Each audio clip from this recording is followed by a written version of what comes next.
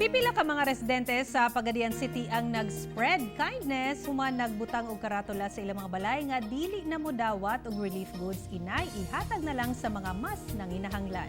Ano report ni GMA Regional TV News Stringer Aude Hampong.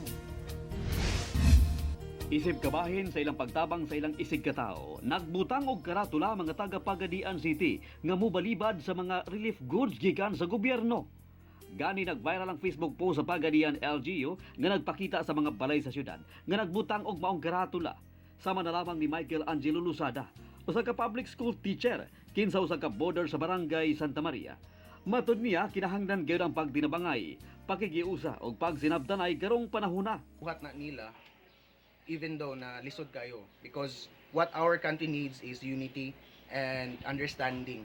So as a good example as a government employee, mudyo na akong i-aim pod na kung mahimo, ma-share gyud ako akong blessings sa ubang tao.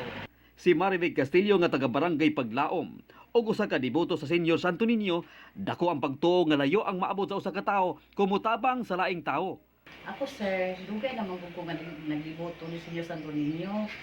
O dili gid na ko kalimod nga naapoy daghang blessings nga niabot sa kuha. O karon sa gumikan sa panghitabo karon sa COVID-19 nga nakita nako nga mas naa ko nanginahanglan nga uban. Mapasalamaton si Pagadian City Mayor Samico sa gihimo sa mga residente. Dugang tabang daw kini para sa mga barangay official aron dili na maglisod sa paghatod sa mga relief goods. Giawhag sab niini ang ubang mga residente nga himuon sab ang maong maayong binuhatan.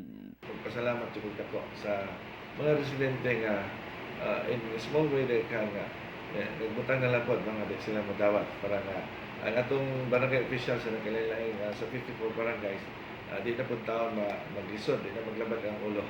Ako si Aude Hampong para sa One Mindanao.